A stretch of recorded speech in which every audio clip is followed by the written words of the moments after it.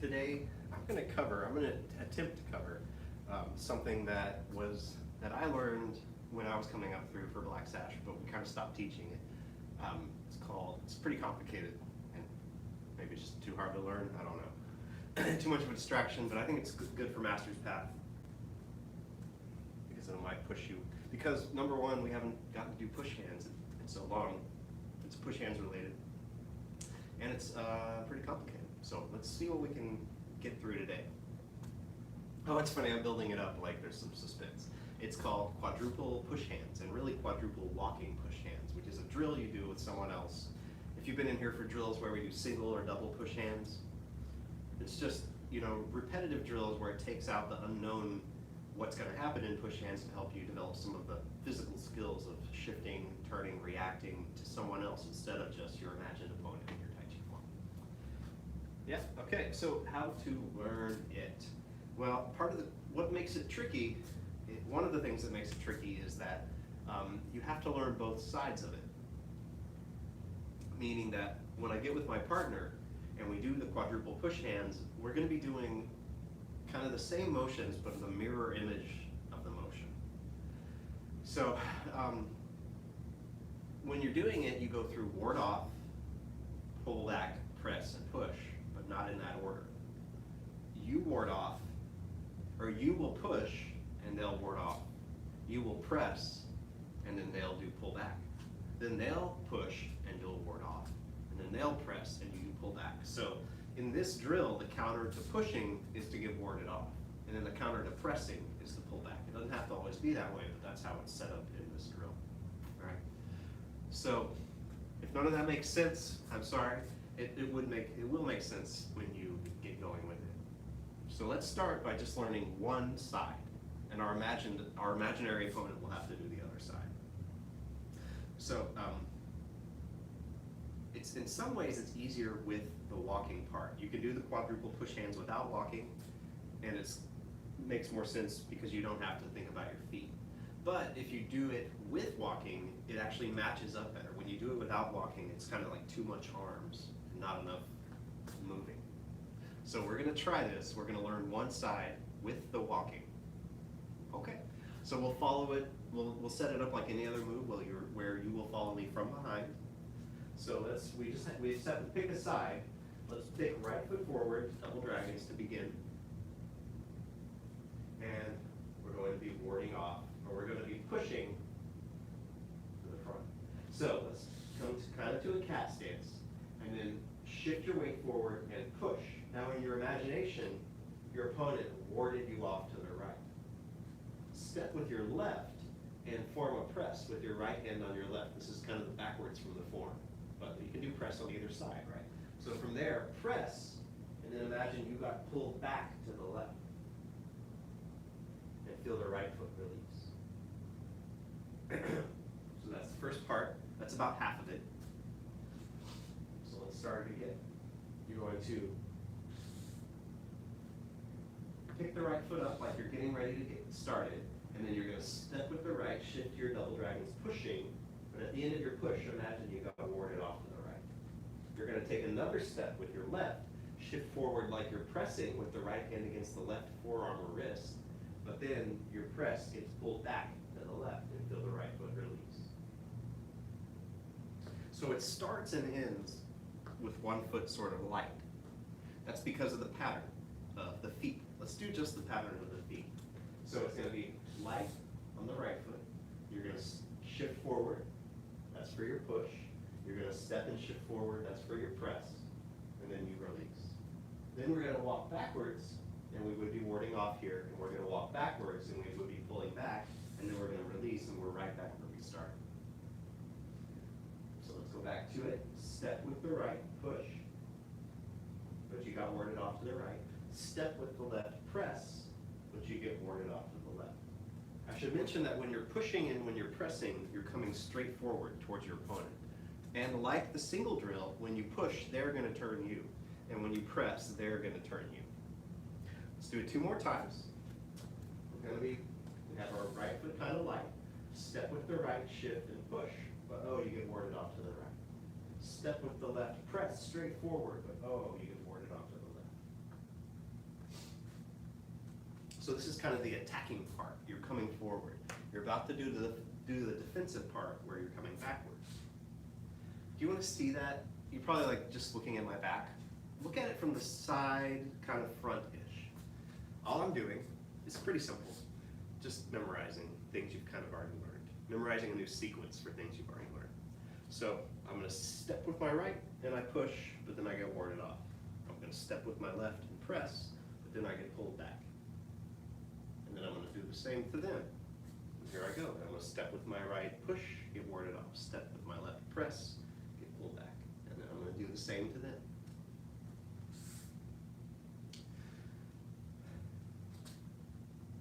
Now, if I could see you trying it, I would have some feel of how challenging or easy this is. Let's just keep going, and considering this is recorded to video, we can pause and go back if we need to. Let's just learn the whole first side, or the whole one person doing this. Step with the right, push, you get warded off to the right. Step with the left, press, you get warded off to the, you get pulled back to the left, and you release. Now put that same right foot back, shift back, and imagine that same push coming in at you. You're going to ward off with both arms to the right. It looks like surgeon hands from pull back and press for a moment. But then imagine that press coming in. You're going to step back with the left and pull back to your left and release the right foot. And that's how it sets up to continue in the cycle. So you can step with the right, push, but you get warded off to the right. Feel the waist turn. You're going to step with the left, press, but you get pulled back to the left. Feel the waist turn. You step back, they're coming in to push you, ward it off to the right, feel the waist turn. They're coming in to press, step back with the left, pull back with the left, release the right heel. Step with the right, push, you get warded off to the right. Step with the left, press, you get pulled back to the left. Step back, ward off to the right because they were pushing at you. Step back, pull back to the left because they were pressing at you. Continue.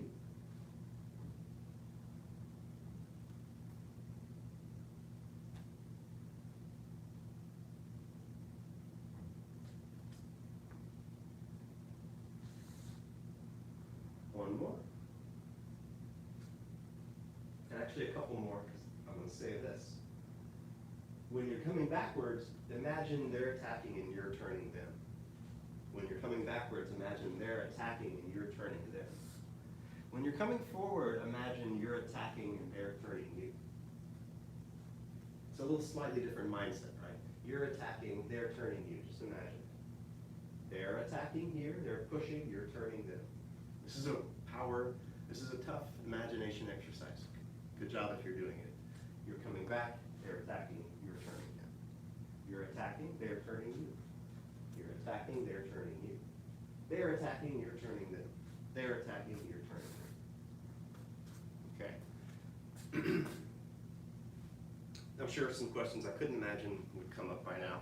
The one I could imagine is, I can't see the hands when you're warding off and pulling back. I could see the push, I could see the press, but I can't see the ward off or the pull back.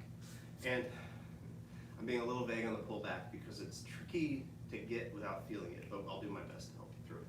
The ward off is, yeah, it's just like you have that palm energy in both hands and you're just turning to the right.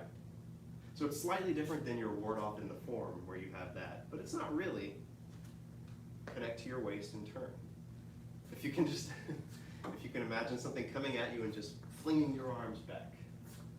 It's not really that, but think of how you would knock something out of the way. Feel the push coming in and you're going to use both arms to get it out of the way.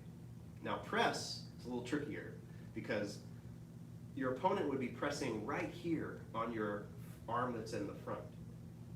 The way we're doing it, it would be they're pressing on my left arm to do the next part. So once I've stepped back with the right and warded off, they're going to be pressing directly on my left arm. And here's where the Tai Chi comes in, because I will step back and start to pull back with that part that they're pressing and then hook.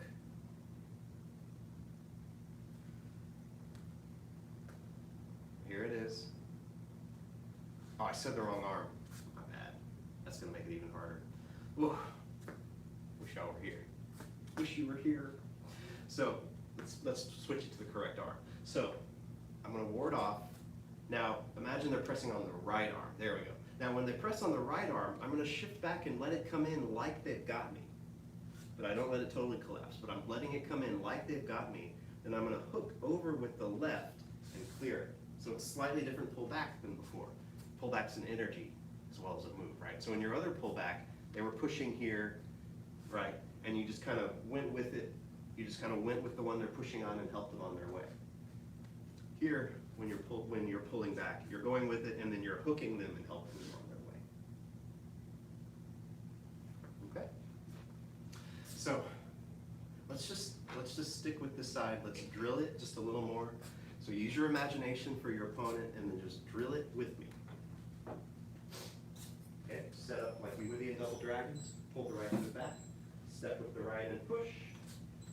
Imagine they turn you. Step with the left, press. Like you're pressing on that arm, like just before, and they pull back and you release. Step back. Imagine they're coming in with a push, ward off to your right. Imagine them pressing on the right arm, step back, turn your left, hook, and clear. So it kind of knocks them off you. Step with the right, push, they turn you to your right. Step with the left, press, they pull back to your left, you release the right heel. Step back, they push, you ward off to your right. Step back, they press, turn, hook, and clear. Okay, so hope that made some kind of sense. When you learn the other side, you can get a partner and just go in this drill where you're pushing, they're warding off, you're pressing, they're going back, and then you can mix it up with different direction changes and start to make the progress from fixed stance push hands where your feet never move to something more practical, more like a real situation might be where you're moving your feet and doing push hands at the same time. You know, we say in Tai Chi that we don't isolate and we learn we have to move the whole body at once, but really there are ways to isolate things out, and that's what fixed push hands is. You're isolating the movement of the body without the movement of the body relative to the feet without the feet. That's all we have time for today. I think we'll continue with quadruple walking push hands, assuming that it doesn't, it's not the wrong thing for the people in the room. Okay, let's bow out our masters.